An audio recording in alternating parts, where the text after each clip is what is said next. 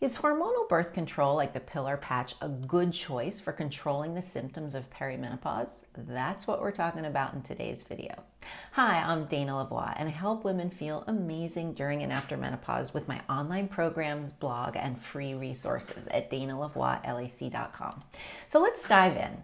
In this video, we're going to look at number one, how much the birth control pill can help with individual symptoms of perimenopause. And then two, we're going to look at the overall pros and cons to using the birth control pill this way. And number three, we're going to look at possible alternatives that may help get the same relief but are more targeted for some of the other changes happening during perimenopause. So let's take a look at the birth control pill's potential for helping with particular symptoms that often are problems during perimenopause. And this goes for whether you're using a pill or a patch. It goes for all the different types of hormonal birth control. So first, let's go symptom by symptom. Mood changes. So on one hand, Dr. Sarah Gottfried says the birth control pill can make PMS, and especially the emotional symptoms of PMS like mood swings or depression, worse. But Shannon Perry says that low-dose birth control pills may ease mood swings during perimenopause. So it could go either way on this one with the mood changes. For heavy bleeding and irregular periods, this is one where, yes, birth control pills will often help. They definitely can help with irregular periods and help control heavy bleeding.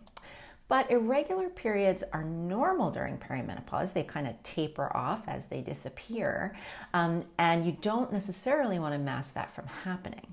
And heavy bleeding, right, or your periods coming too close together and being too heavy, often this has to do with low progesterone. And I feel that there are ways to supplement progesterone and help control that bleeding that are more targeted to perimenopause than the progesterone you get from birth control. So we'll talk about this more in a minute, especially as it relates to some of your other sex hormones. Testosterone. Okay, next symptom is migraines. So this one would be a no, because some sources definitely have found that the birth control pill can make migraines worse. And if you're like me and you get migraines, you don't ever want to take a chance of getting on something that could make them worse, especially when it's something that once you get off it, like say you get on it and it makes the migraines worse and you get off it, it can take over a year for your body to go back to normal after getting off of it. Okay.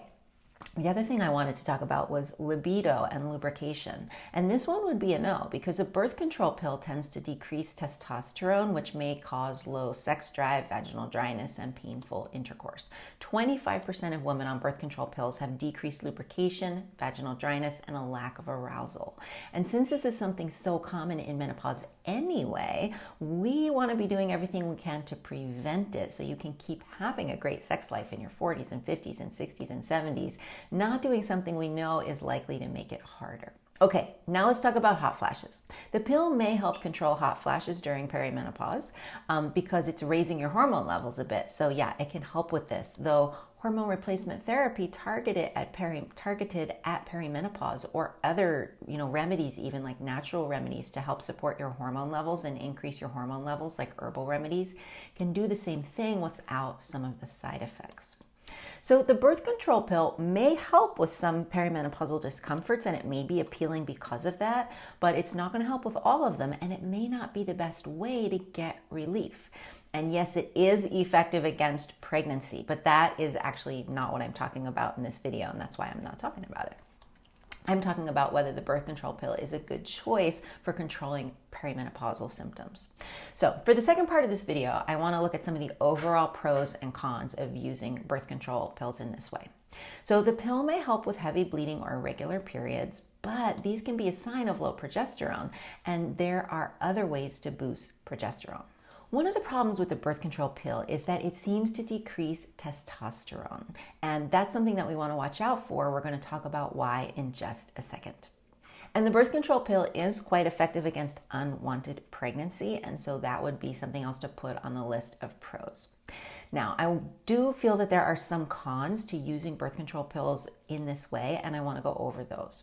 So some of the cons are increased health risks, and there are some. When you look at, for instance, the contraindications that I got from a doctor's website, you don't want to take the birth control if you have high blood pressure, migraine headaches, breast cancer, risk of blood clot or pulmonary embolism, a history of a stroke, coronary artery, so heart disease, or any kind of personal history of an estrogen-dependent cancer. There is some increased risk of cancer. If you're a smoker over 35, especially, there can be a risk for clotting. So these are some pretty serious health risks. But another con is that the pill decreases testosterone levels. And from a Chinese medicine perspective, which is my perspective, this is problematic because starting in early perimenopause, you always want your hormonal treatment to be targeted at keeping all your hormone levels as high as possible while you go through the change, and as high as possible when they stabilize after menopause. This because keeping your hormone levels naturally as high as they can be, keeping them from dropping too low or bottoming out, this is what leads to healthier aging down the road, when low testosterone can mean bone loss, joint degeneration, muscle loss, low thyroid, and low libido. And once you're already in your 40s or 50s, if that testosterone gets driven down really low, like, it's hard enough to keep testosterone from dropping, to keep any of our hormones from dropping at that age. But if the pill is driving it down, it's going to be even harder at this age to build that testosterone back up. So I don't like that it decreases testosterone. Another con is the pill depletes certain nutrients, important ones like B vitamins and C vitamins and vitamin E, and minerals like magnesium, selenium, and zinc, all really important. So it can be kind of a blow to your overall nutrient absorption and health. And if you are on it, I suggest that you make a point of learning about these nutrient deficiencies and supplementing specifically for them. Another con would be that the pill, in addition to lowering testosterone, can lower your thyroid hormones, which again, for women in menopause, low thyroid is so common. We don't want to do anything to drive it down even more. So that's definitely a con. And another con is the pill can cause or increase candida overgrowth. So at menopause, you naturally experience a decrease in gut health. Many women develop bloating, food sensitivities. You have less variety of good microorganisms in your gut and less digestive juices being produced.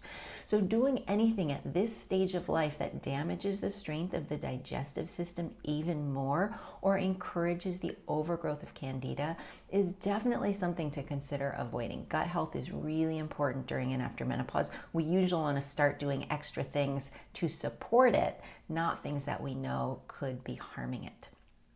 And another con is that the birth control pill can increase the risk of clots, something that's consistently been agreed upon for a number of years, and they're very serious.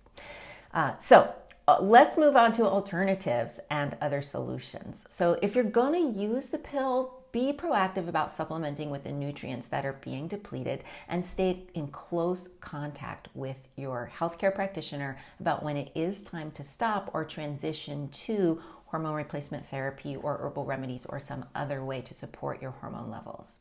And as you may have picked up, I do think there are some possibly better alternatives when it comes to managing perimenopausal symptoms.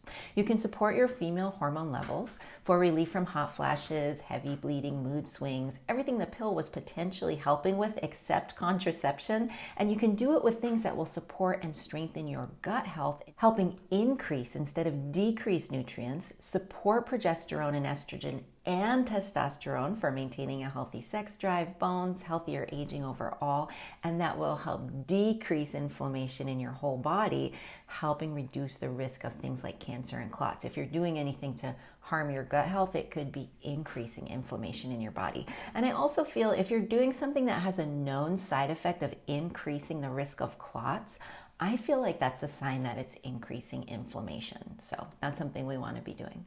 So if you're using birth control pills primarily for relief of perimenopausal symptoms, I would argue that there may be better alternatives.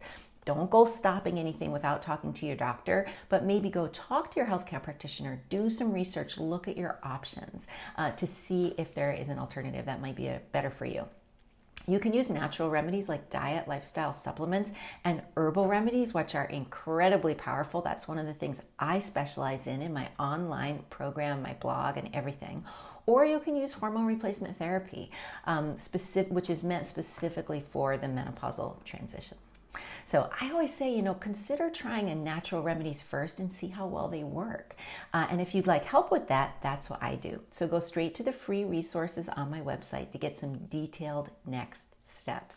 At the time when I'm recording this, the free resource on my site is a Hormone IQ quiz, which I highly recommend because the results will give you very detailed, extensive next steps to take based on your results. And keep an eye out for the next time I'm opening my online program on using customized herbs during and after menopause, because it is the most powerful natural remedy you can use for your hormones when it is used in that customized way. So I'm Dana Lavoie. I help women feel amazing during and after menopause with natural remedies, customized herbs supported by the best diet and lifestyle for their hormones, and I do it on my blog and my website, danalavoielac.com, also with my free resources and my online programs. So check it out. Let me know if you have any questions, right? Please go ahead and leave a comment or question in the comments below. I know this topic can be a little controversial, and I'd really love to hear what you have to say or if you have any questions. Thank you so much for joining me today, and be sure to check out the other videos on my blog. I'll see you next time. Bye for now.